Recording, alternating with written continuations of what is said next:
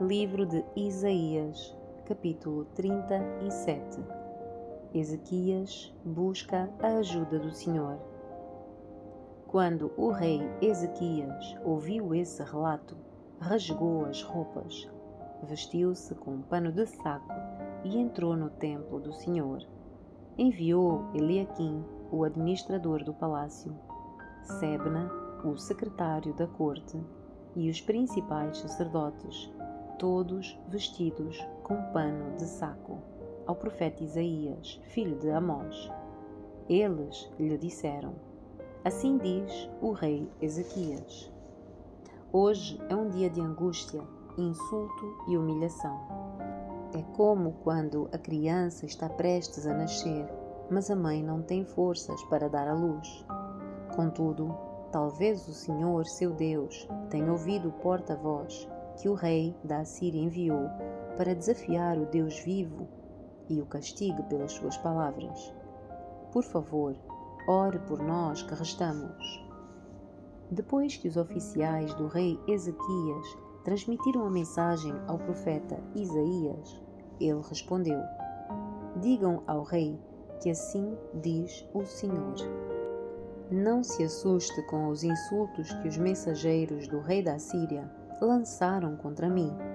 Ouça, eu mesmo agirei contra o rei da Síria, e ele receberá notícias que o farão voltar para sua terra.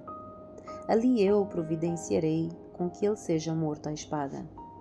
Enquanto isso, o porta-voz partiu de Jerusalém e foi consultar o rei da Assíria, pois tinha sido informado de que o rei havia deixado Laquis e estava atacando Libna. Logo depois, o rei Senaqueribe recebeu a notícia de que Tiraca, rei da Etiópia, havia saído com seu exército para lutar contra ele. Então enviou os seus homens de volta a Ezequias em Jerusalém com a seguinte mensagem: Esta é uma mensagem para Ezequias, rei de Judá. Não deixe que o seu Deus, em quem você confia, o engane com promessas de que Jerusalém não será conquistada pelo rei da Síria. Você sabe muito bem o que os reis da Síria fizeram por onde passaram. Destruíram completamente todos que atravessaram o seu caminho. Quem é você para escapar? Acaso os deuses de outras nações, como Gozã, Arã, Rezef e o povo de Éden, que estava em Telassar, as livraram? Os meus antecessores destruíram todos eles. O que aconteceu ao rei de Amate e ao rei de Arpade? O que aconteceu aos reis de Sefarvaim, de Ena e de Iva? Depois que Ezequias recebeu a carta dos mensageiros e a leu, subiu ao templo do Senhor e a estendeu diante do Senhor. Então Ezequias fez esta oração na presença do Senhor. Ó Senhor dos exércitos, o Deus de Israel, que estás entronizado entre os querubins, só tu és Deus de todos os reinos da terra. Sim, tu criaste os céus e a terra. Inclina os teus ouvidos, ó Senhor, e ouve. Abre os teus olhos, Senhor, e vê. Ouve as palavras com as quais Senaqueribe desafia o Deus vivo. É verdade, Senhor, que os reis da Assíria destruíram todas estas nações. Lançaram os deuses destas nações no fogo e as queimaram. É claro que os assírios conseguiram destruí-los. Não eram deuses de verdade, mas apenas ídolos de madeira e pedra, moldados por mãos humanas. Agora, ó Senhor, nosso Deus, salva-nos do poder desse rei. E então todos os reinos da terra saberão que somente tu, Senhor, és Deus. Isaías prediz o livramento de Judá. Então Isaías, filho de Amós, enviou esta mensagem a Ezequias. Assim diz o Senhor, o Deus de Israel: Visto que você orou a mim a respeito de Senaqueribe, rei da Assíria, o Senhor proferiu esta palavra contra ele: a filha virgem de Sião o despreza e ri de você. A filha de Jerusalém balança a cabeça com desdém enquanto você foge. A quem você confiou e de quem zombou? Contra quem levantou a voz? Para quem olhou com arrogância? Para o Santo de Israel.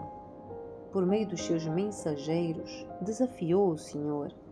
Disse: com os meus numerosos carros de guerra, conquistei os montes mais elevados. Sim, os picos mais remotos do Líbano.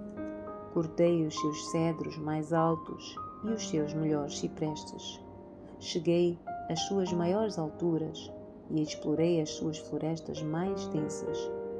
Cavei poços em muitas terras estrangeiras e me refresquei com a sua água. Com a sola do meu pé, sequei todos os rios do Egito.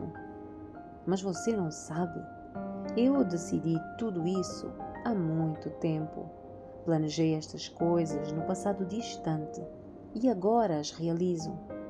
Planejei que você transformaria cidades fortificadas em montes de escombros.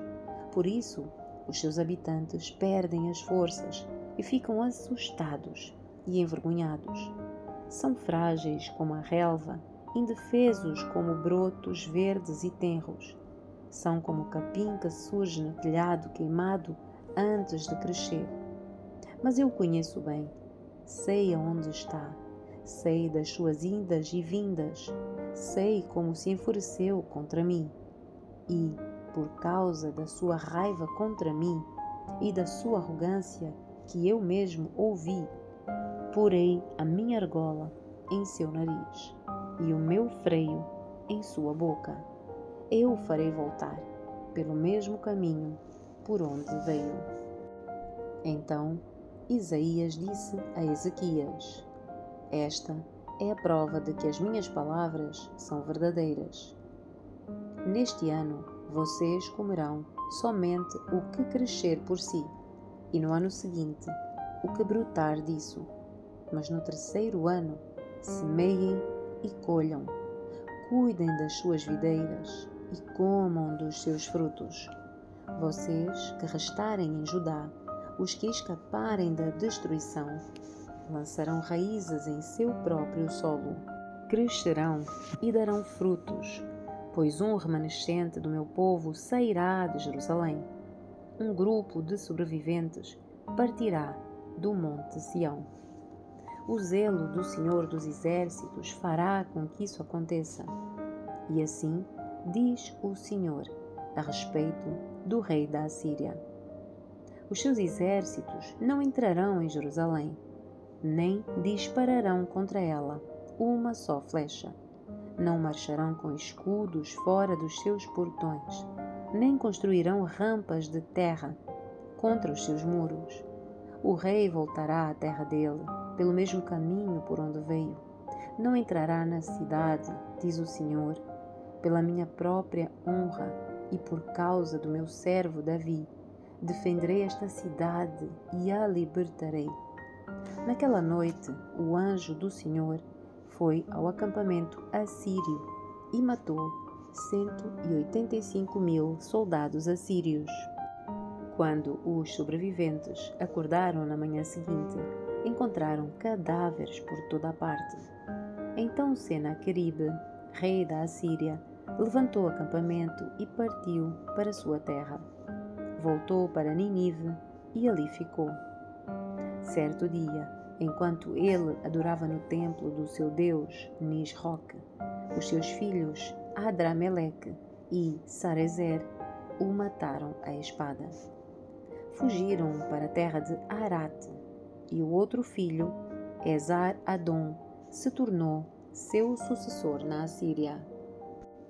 Capítulo 38. A doença e a recuperação de Ezequias.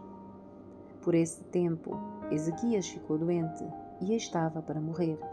O profeta Isaías, filho de Amós, foi visitá-lo e transmitiu-lhe a seguinte mensagem: assim diz o Senhor: Ponha as suas coisas em ordem, pois você vai morrer. Não se recuperará dessa doença. Quando Ezequias ouviu isso, virou o rosto para a parede e orou ao Senhor. Ó Senhor, lembra-te de como sempre te servi com fidelidade e devoção, e de como sempre fiz o que é certo aos teus olhos. Depois, o rei chorou amargamente. Então Isaías recebeu esta mensagem do Senhor. Volta a Ezequias e diga-lhe: assim diz o Senhor, o Deus do seu antepassado Davi. Ouvi a sua oração e vi as suas lágrimas. Acrescentarei 15 anos à sua vida e livrarei você e esta cidade do rei da Assíria. Sim, defenderei esta cidade. Este é o sinal do Senhor de que cumprirá o que prometeu. Farei a sombra do sol recuar 10 graus no relógio de sol de Acaz.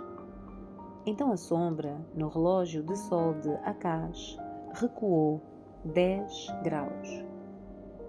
Poema de louvor de Ezequias. Quando o rei Ezequias se recuperou, escreveu este poema. Eu disse, no pleno vigor da minha vida, devo entrar no lugar dos mortos? Serei roubado do restante dos meus anos? Eu disse, nunca mais verei o Senhor, Deus, na terra dos vivos.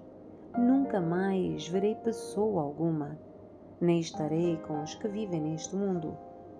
A minha vida foi levada embora como uma tenda de pastor na tempestade. Foi cortada como o tecelão corta o tecido do tiar. E de repente, a minha vida se acabou. Eu esperei a noite inteira com paciência, mas era como se leões me despedaçassem. De repente a minha vida se acabou. Delirante, chilreava como a andorinha ou como o gru. Depois gemia como a pomba. Os meus olhos se cansaram de olhar para o céu, à espera de socorro. Estou aflito, Senhor. Responde-me. Mas o que posso dizer? Ele mesmo enviou esta doença. Agora andarei humildemente toda a vida, por causa da angústia que senti. Senhor, a tua disciplina é boa, pois conduz à vida e à saúde. Tu restauras a minha saúde e permites que eu viva. Sim, a angústia me fez bem, pois tu me livraste da morte e perdoaste todos os meus pecados. Pois os mortos não podem exaltar-te, não podem entoar louvores. Aqueles que descem a cova já não podem esperar em tua fidelidade. Somente os vivos te louvam como faço hoje. Cada geração fala da tua fidelidade à geração seguinte. Sim, o Senhor está disposto a curar-me. Com instrumento de cordas, entoarei louvores todos os dias da minha vida no templo do Senhor. Isaías tinha dito aos servos de Ezequias: preparem uma pasta de figos e coloquem-na sobre a ferida, e Ezequias se recuperará.